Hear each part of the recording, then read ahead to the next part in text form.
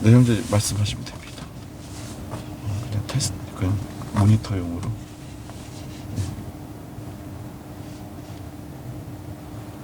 예, 이제 말씀하시면 돼요. 이것도 같이 찍어요? 아니, 그냥 이거는 그냥 모니터. 네, 형제님. 네. 그 오늘 기적의 시작 영화 보셨는데 네. 형제님은 어떻게 보셨어요? 일단은 마지막에 너무 이렇게 감동이 오고 눈물이 나는 거 참느라고 좀 힘들었고, 네. 뒤에서 같이 보시던 좀 연세 많으신 다른 관객들 분도 이렇게 울음을 참기 힘들어 하시는 걸 이렇게 뒤에 보면서- 어르신 뒤에, 분들도 울으셨어요? 예, 뭐 중간부터 계속 눈물 훔쳐서 영화가 참 이렇게 막 스피드 있게 막 화려한 사운드랑 영상이 막 확 지나가는 그런 요즘 시대의 영상은 아닌데 맞아요. 굉장히 잔잔하게 잔잔해요. 스토리를 그렇게 막 시끄럽지 않게 어떻게 보면 졸릴 수 있는 네. 톤으로 이렇게 쭉 가는데 전혀 시간 가는 줄 모르게 되게 힘있게 스토리가 진행이 됐고, 마지막에는 또 이렇게 사실은 이승만 대통령을 이야기할 때 많이 얘기되지 않았던, 한국을 오고 싶어 했는데 못 오게 됐던 그런, 근데 그 끝까지 한국에 오고 싶어 했던 그 한국을 사랑하고 뭐 정말 그 김치찌개 같은 찌개류를 너무 좋아했는데 그걸 못 먹으니까 그냥 노래로 들려줬다, 이런 부분들. 그러니까 정말 한국이라는 민족을 아꼈던 지도자의 모습을 이렇게 보여준 것 같아요. 그런 걸 보여주는 게 사실 이전에서 많이 접하지 않았던 모습이잖아요. 또 대한민국 역사적인 인물들 중에 이순신 장군을 제외하면 이렇게까지 일반 국민들과 국가를 위해서 이렇게 끊임없이 애썼던 사람들의 모습이 많이 없었던 상황에서 이런 걸 보여주니까 되게 감동이 많이 됐고, 되게 마음이 참 어떻다고, 참 좋은 대통령을 가진 한국이라는 생각, 이 초대 대통령을 참 축복 가운데서 우리가 가졌었구나라는 걸 생각하게 되는 영화였습니다. 저도 비슷해요. 영화가 잔잔하다. 괜히 이렇게 그 감정을 끌어올리려고 음향을 크게 했다가 줄였다가 뭐 이렇게 한다든가 화면을 화려하게 그래픽을 그렇게 편집을 한다든가 그런 연출 기법을 특별히 사용하지 않고 그냥 잔잔하게 맞습니다. 계속 나오는 찬송 이름이 미국의 유명한 전부여 의지 없어서. 전부여 의지 없어서 그 찬송이 계속 잔잔하게 나오는데 그것도 너무 조용하고 잔잔하고 그렇죠. 좋았고, 저는 이제 그 건국전쟁도 보고 이 영화도 봤기 때문에 이제 건국전쟁 같은 경우는 이렇게 그 짧은 시간 동안 이제 깊은 내용은 아니죠. 근데 이제 그래도 이제 중요한 내용들을 이제 이렇게 추려가지고 이제 작은 내용을 좀 이렇게 연출을 잘 해가지고 좀 대중성 있게 그렇게 잘 만들었다 본다면은 이 기적의 시작 같은 이 영화는 이 권순도 감독이 많은 자료들을 수집해서 그 어떤 인간적인 면도 많이 넣고, 그래서 이거를 특별히 감동을 주려고 일부러 감동을 주려고 이거를 연출 기법을 사용한 게 아니라 그냥 있는 그대로 잔잔하게. 그래서 저는 건국전쟁 보면서 이제 물론 좋았지만 막 이렇게 눈물이 나거나 그러진 않았었거든요. 근데 이 기적의 시작이라는 영화를 보면서 너무 계속 눈물이 나고, 맞습니다. 특히 마지막에 이인수 이제 그 이제 양아들이잖아요. 그 이제 그 이승만 박사님이 그 우리나라로 다시 돌아오고 싶은데 이제 못 돌아오시는 이제 그런 내용도 계속 그 잔잔하게 말씀하시는 부분에서 너무 이렇게 좀 눈물이 났고, 저는 이제 거기 내용 중에 참 그 여러 가지 마음에 와닿던 게 아니 어떻게 이승만 대통령이 독재자냐. 독재자면은 자기 그 이제 사요, 자기 부도 많이 착취하고 자기 그 사적인 재산도 많이 어디 숨겨놓고 맞습니다. 동상도 많이 세워놓고 그러는데 이거는 국민들이 원하니까 자기가 스스로 물러나겠다. 아, 난 그것도 너무 좀 눈물이 났어요. 이승만 대통령이 국민들이 원하면 나는 물러나겠습니다. 이렇게 얘기하는 그것도 참 눈물이 났고 국민들이 원하면 자기가 스스로 물러나는 권력자가 무슨 독재자냐. 그리고 자기 재산도 없고 하와이에서 우리나라로 다시 돌아오기 위해서 이발 비용도 아껴가면서 돈을 모았다는 거 아니에요. 아, 이건 독재자가 아닌데 너무 잘못된 프레임이 씌워져 있었다. 맞습니다. 그것도 그렇고 또 이제 어떤 부분이 또 저는 굉장히 중요하다는 생각이 들었냐면은 그 이승만 대통령이 그 당시에 70년 전에 80년 전에 그 당시 우리나라에서 이 공산주의와 자유민주주의의 차이를 아는 사람이 그렇게 통찰할 수 있는 사람이 없었다는 거죠. 그렇죠. 그러니까 그냥 자유민주주의 하면은 미국은 자유로우니까 그냥 뭐 좋다 이렇게 생각하는 정도고 소련의 공산주의는 아 저것도 나름대로 우리가 다 같이 나눠서 똑같이 이렇게 잘 사는 그런 사회니까 뭐 그것도 좋다. 그렇죠. 다 이 정도의 인식만 갖고 있었는데 그런 시대적 상황에서 왜 공산주의를 우리가 받아들이면 안 되는지 그걸 정확하게 통찰하는 정말 거의 유일한 지식인의 한 사람이었고 그랬기 때문에 우리나라를 공산주의가 아니라 자유민주주의를 그 헌법을 만들어서 이 나라의 정말 기초를 세운 그 대통령이라는 거 이게 정말 사실 중요한 건데 너무 우리가 다 아는 내용이고 그렇죠. 자유민주주의 요즘에는 당연히 자유민주주의가 좋은 거 아니야 이렇게 생각하기 때문에 우리가 이 중요한 걸 잘 모르지만 그 당시에는 그걸 잘 몰랐다는 거죠. 그렇죠. 자유민주주의와 공산주의의 그 차이를. 네네. 사실은 정말 놀라운 거는 이제 대한민국이 이제 해방이 되고 이제 미 군정에 의해서 이렇게 이 국가가 통치되다가 이제 이승만 초대 대통령이 되는 과정쯤에 전 세계의 흐름을 보면 미국과 소련은 동맹이었거든요. 그렇죠. 공산- 그 얘기 나오잖아요. 네네. 네. 동맹이었고 2차 세계대전 때 같이 싸웠으니까 동맹이라는 네네. 거죠. 그러니까 미국은 어찌됐건 공산주의를 파트너로 삼아서 이제 그렇죠. 독일과 이런 전쟁을 네. 수행하면서 좀 적과의 동침이라고 할 수 있는 그렇죠. 상황인데 네.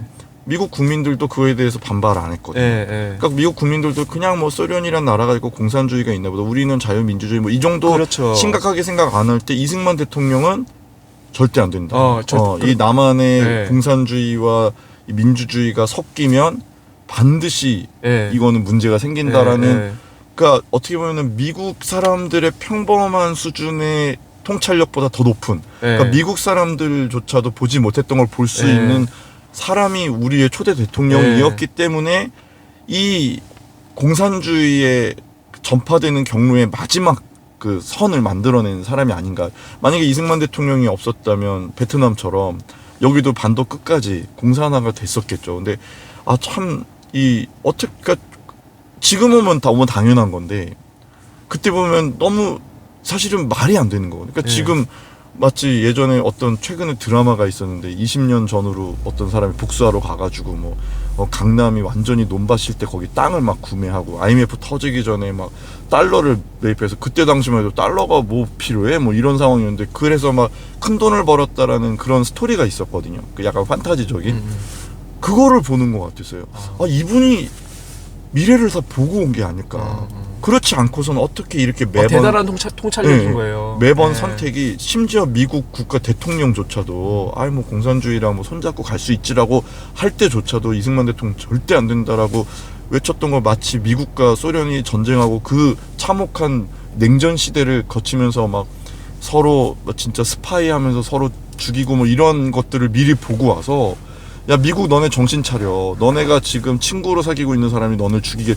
이거는 이미 일제시대 때 그러니까 일본이 미국을 공격할 거라는 걸 경고했던 사람이 이승만 대통령이었잖아요. 이것처럼 미국이 정신 못 차릴 때 미국한테 야 너네 그거 틀렸어라고 얘기할 수 있는 사람이 우리나라의 초대 대통령이었다는 점이 다시 한번 이제 생각이 되면서 너무 물론 놀라웠어요. 이 내용은 영화에는 이런 내용까지는 그쵸. 안 나와요. 이런 내용까지는 이런 안 부분들이 나오는데 건드려지긴 하죠. 살짝 그런 부분을 건드리기는 하죠.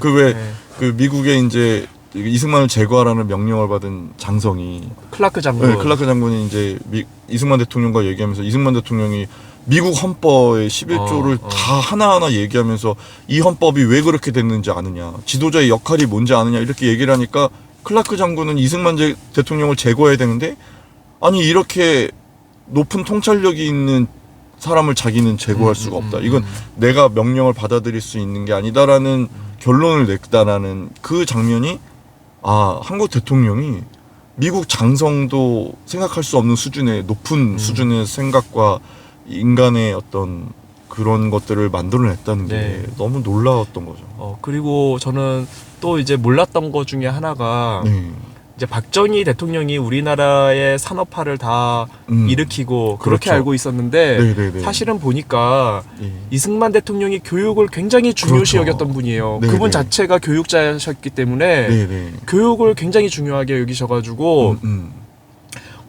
우리나라 전체 예산의 17%를 다 교육에 투자를 했다는 거 아니에요. 그렇죠. 그렇게 나오죠. 그래서 초등학교가 2배가 늘고 그리고 중학교는 8배가 늘고 대학교는 뭐 대학생은 20몇 배가 느는 이런 거의 교육에 대한 혁명적인 일을 하셨기 때문에 그 밑바탕 안에서 우리나라의 많은 인재들이 길러졌고 그것이 토대가 돼서 거기 박정희 대통령의 산업화가 성공을 한 거고 또 실제 이승만 대통령이 박정희 대통령이 그 뭐 제철 공장이라든가 철강이라든가 원자력 산업을 하기 전에 이승만 대통령이 먼저 인천에다가 철강 제철 공장을 세우고 또 원자력 그거를 도입을 해서 학생들을 공부시키고 그러니까 거기서 나온 내용 저도 이 드라마에서 웬만한 건 다 아는데 전혀 몰랐던 것 중에 그거는 하나가 저도 몰랐던 부분이었어요. 그러니까 미국에서 이승만 대통령이 우리나라가 제조업 국가가 돼야 된다는 얘기했을 때 미국에서는 반대를 했고 그 제조업 국가의 기반은 철강이라서 철강을 짓겠다 했더니 미국에서 안 된다 그러니까 미국이 안 된다고 했던 이유는 지금 굶어 죽는 사람들이 이렇게 많은데 너네가 무슨 철강이고 산업하냐 이렇게 얘기했다는 거죠. 그렇죠. 그런데 이승만 대통령이 그러면은 우리 돈으로 입찰을 붙이겠다. 그래서 입찰을 붙였더니 독일에서 그러면 소형 원자로랑 아주 소형 그 제철소 그러니까 이제 용광로 옆에 용광로만 있으면 안 되고 그 옆에 이제 그 바로 나온 용광로에서 나온 철을 기본적인 압연을 해서 뭐 우리가 흔히 보는 왜 지붕에 이렇게 막 얹는 그런 얇은 철판들 이런 것들을 만들어내는 공장을 만들었다는데 그건 되게 충격적인 거죠. 사실 그때도 이 영화에서 나오지만 우리나라 국민 소득이 60불이었는데 한 1년 동안 열심히 벌어봤자 지금 돈으로 10만 원도 못 버는 시대에 철강소를 만들어 놨다는 거. 그러니까 그 철강소가 대한민국을 북으로 만든 게 아니라 거기서 훈련하고 일했던 사람들이 철강이 뭔지를 알고 거기서 이런 거구나. 또 이게 이렇게 운영이 되는 걸 이걸 아는 상황에서 포항제철을 만들자고 했을 때 기본 인력이 됐다라는 거죠. 그리고 이미 원자력 연구소를 만들어놔서 또 많은 사람들을 유학 보냈다고 하는데 우리나라에서 이휘소 박사라고 굉장히 유명한 그 원자력 연구 이제 박사님이 계시잖아요. 대한민국 이제 핵폭탄 박정희 대통령 때 그걸 주도하다가 결국 암살당했던. 근데 그분이 그 나이대를 보니까 바로 이승만 대통령 때 유학 간 사람이겠구나라는 게 딱 보이더라고요. 아, 그래요? 나이대가. 왜냐면 박정희 대통령 때 이미 박사학위를 따서 저명한 사람이 돼 있으니까 그럼 그 사람이 일찍 갔다는 거 아니에요. 박정희 대통령 때는 70년대 이때인데 이때 그래서 이미 가능성이 많겠다 진짜. 이때 박사학위 타고 저명한 연구원이 거기에서 노 연구원이 했다면은 그럼 뭐 일제시대 때 갔다는 얘기밖에 안 되는데, 그럼 결국에는 이승만 대통령 때, 그 유학을 보냈던 젊은이 중에 한 명이 그렇게 전 세계에서 인정받는 원자력 연구 학자로서의 명성을 받는 학자를 만들어냈다는 게 그분이 무슨 돈이 있거나 아니면 내가 이 원자력이 미래의 먹거리야, 미래의 최신 기술이야라는 걸 알고 가진 않았을 거 아니에요. 젊은 나이 때. 결국 이승만 대통령이 그거를 통찰력 있게 봤기 때문에 이휘소 박사 같은 분도 나오고 우리나라의 포항제철도 이 얘기는 건국전쟁에도 그런 내용이 나오나요? 건국전쟁에는 안 나와. 그런 건 그렇구나. 그러니까 이거는 근데 건국전쟁도 네. 좋은 내용이 많이 나와요. 그러니까 난 이 내용을 다룬 거는 좀 생소해서 네. 그래서 굉장히 저도 그 부분은 진짜 놀랬던 것 같아요. 저는 너무 감동적이었습니다. 네. 이게 저는 이제 일부러 연출력으로 일부러 감동을 자아내려고 하는 걸 저는 별로 안 좋아하는 네, 편이거든요. 맞아. 진정성이 없으니까. 대중성은 있을지 몰라도 네, 네, 네. 그래서 저는 이 기적의 시작이라는 영화가 대중성은 좀 없을지 몰라도 네, 네. 너무 진정성이 느껴지고 네, 네, 네. 잔잔하고 네, 네. 그리고 마지막에 너무 감동이었어요. 네. 나 이렇게 최근에 영화 보면서 눈물이 났던 적이 그러니까 별로 없는데 저는 형제님이 굉장히 냉철한 스타일이잖아요. 그러니까 어떤 막 좀, 감정적인 것보다 이성적인 맞아요. 좀 것들을 그런 측면이 하는데 되게 영화 보면서 그 감격을 보면서 감격 받으시는 걸 보면서 저도 되게 그 모습이 생소했고 그만큼 이승만 대통령의 인생에 힘이 있나 보다라는 생각이 오히려 들었거든요. 그걸 보면서. 이게 참 안타까워요. 네네. 참 훌륭하신 분인데 네. 우리 저는 잘 이제, 봤고 마지막으로 그 얘기는 꼭 하고 싶었어요. 아까 이제 얘기하려다 못했던 거긴 한데 이 영화가 제가 볼 때는 돈을 많이 벌지 못할 것 같아요. 그러니까 돈을 버는 목적으로 만들어진 영화 같지도 않고 그래요. 맞아요. 이 영화가 돈을 노리고 만든 건 아니에요. 확실히. 돈을 벌지도 못할 것 같은데 저는 뭘 봤냐면 저는 어렸을 때 기독교 신앙이 없을 때 주기철 목사님의 만화책을 하는 거를 봤어요. 난 그걸 보고 내 인생이 바뀌었거든요. 난 지금도 내가 코로나 때 나가서 싸우고 이럴 때 저는 딱 한 가지만 머릿속에 있어요. 주기철 목사님 어린 시절 만화책을 보면서 딱 그 고민을 했거든요. 나라면 저 때 신사참배 거부할 수 있었을까? 나도 저 신사참배를 동참하고 주기철 목사님 욕했던 목사님들 편에 내가 있지 않을까? 근데 절대 그렇게 살지 않고 싶은데 어떻게 하면 내가 주기철 목사님과 같이 사람들한테 미움을 받더라도 하나님 볼 때 부끄러움 없는 그런 정말 바른 삶을 살 수, 이 고민을 어렸을 때 되게 많이 했었어요. 그래요? 그러다 보니까 코로나 때 사람들 다 마스크 쓰고 막 내가 만약에 이 반대했을 때 전 집에서 쫓겨날 수도 있는 상황이었는데 우리 집에 사는 게 아니고 문재인 정부를 지지하는 친척 집에 얹혀 살고 어머니 이제 병원 때문에 삼촌 집에 살고 있었는데 많이 들었던 것 같아요. 근데 거기서 내가 뉴스까지 나오면 삼촌한테 당연히 쫓겨나는 상황이었어요. 근데 나는 그때 주기철 목사님이 떠올랐어요. 내가 증명할 수 있겠구나. 내가 주기철 목사님은 욕하지 않고 주기철 목사님처럼 앞에 나가서 이동호 목사님 같은 그런 건 못 만들지라도 주기철 목사님한테 같이 손가락질하는 사람이 아니라 주기철 목사님이 손가락질 받을 때 옆에 있는 최소한의 사람은 될 수 있겠구나라는 걸 증명할 수 있는 기회가 왔다는 게 너무 흥분이 됐었고 너무 감사했어요, 하나님 앞에. 그래서 나 집에서 쫓겨나더라도 나는 이 코로나 반대하는 내가 내 얼굴 내놓고 내 이동호 목사님과 이 글로리아 교회 지키기 위해서 난 전면에 나설 거야 하면서 내가 진짜 전면에 나섰었거든요. 근데 제가 그랬던 거는 아주 주기철 목사님의 일대기를 다룬 진정성은 있지만 전혀 만화로서는 비즈니스적으로 성공하지 않은 만화 한 권 때문에 제 인생이 그렇게 됐던 것처럼 제가 볼 때 이 영화는 부모님들이 어린 자녀들에게 보여준다면 비즈니스적으로는 실패하고 그냥 망한 영화로서 기록에 남았겠지만 이 영화를 보고 망하진 않았어요. 그러니까 그렇게 될 수도 있겠지만 이 영화를 보고 어떤 아이들이 한 20년 뒤에 30년 크게 뒤에 영향을 받을 거예요. 와, 나는 이런 대통령이 만든 나라의 사람이고 나도 난 저분보다 더 저분을 목표로 삼고 저분이 부끄럽지 않은 나라를 만들고 이런 애들이